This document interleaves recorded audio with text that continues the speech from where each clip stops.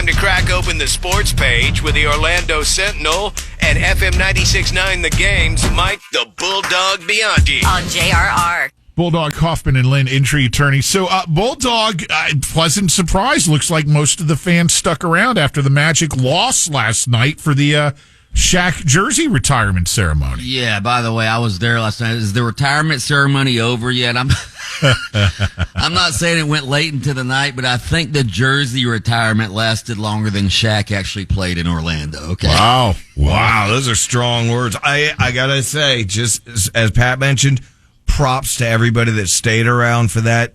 Just like you, Bulldog, I didn't think people would past 10 o'clock. It was... No, man. The game didn't end. The thing didn't start until like 10:15, 10:20 after the game. And, of course, the Magic pretty much got blown out, 127 to 113. But I'm telling you, most of that sellout crowd of more than 19,000, they stayed in their seats for like 90 minutes after the game to witness the jersey retirement. And so, yeah, good for those fans. They gave away. The Magic did a terrific job, by the way. Kudos to them. They celebrated Shaq like he played in Orlando for 20 years. It was unbelievable. They gave away the free replica Shaq jersey T-shirts. There were speeches from, Penny showed up. Dennis Scott showed up. Former Magic coach Brian Hill gave a speech.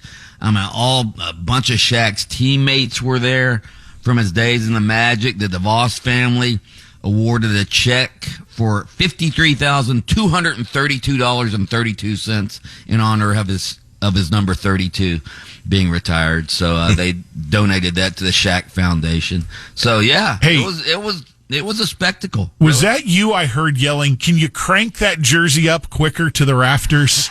Speed it up! Come on!" Hey, I got to get up at 3:00 in the morning tomorrow. Can we move this thing along? And then he followed that with Pat. And it's Valentine's. Bulldog has to get back to the Love Shack. That's right, baby. That's right. Well, Shaq, by the way, did not break down and cry last night. So, of course, he's had 3 jersey retirements now.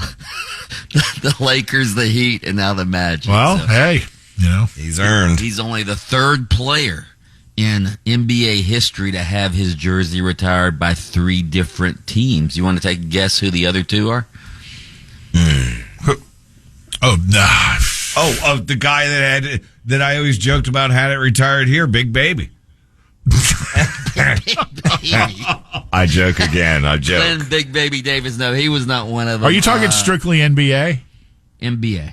Wilt Chamberlain and right. Pistol Pete Maravich Right. are the other 2. Hey, the only other question I have, and then we can put the Shaq thing to bed. Have either of you tried the Shaq-a-roni yet? No. I have not. Okay. Right. I have not. Neither have I. I will sometime, I'm sure. Right.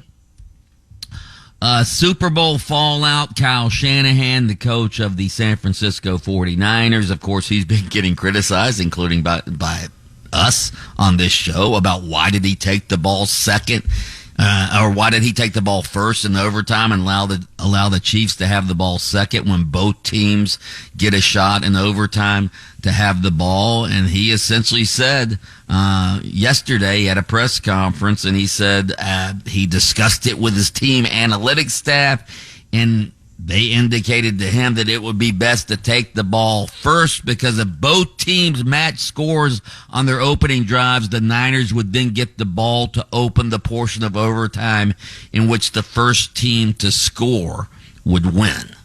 So that was his reasoning, he said, for taking the ball first. Come on, dude. Come on. Know who you're playing. You're playing for the 3rd possession of the game. You're not playing freaking Tommy DeVito in the New York Giants. You're playing freaking Patrick Mahomes in the Chiefs. You play to win the game in one of the first 2 possessions. You do realize, though, we wouldn't even be having this conversation if the defense had just gone out there and stopped them.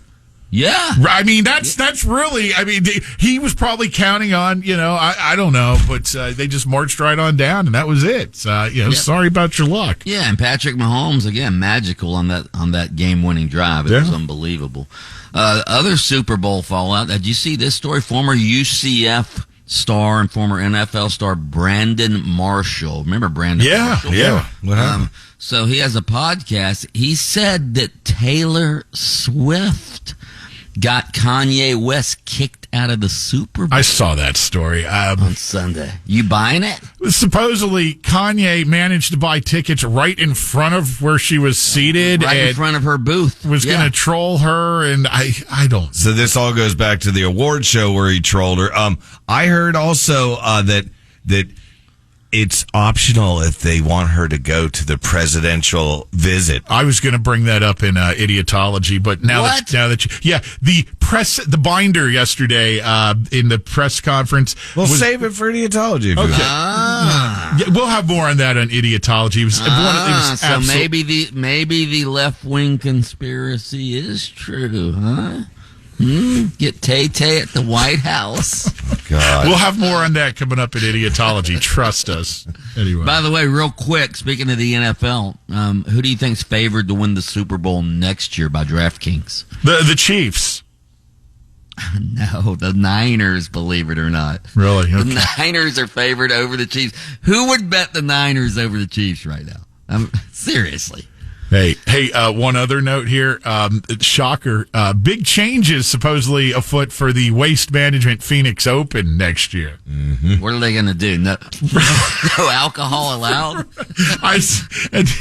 Oh, man.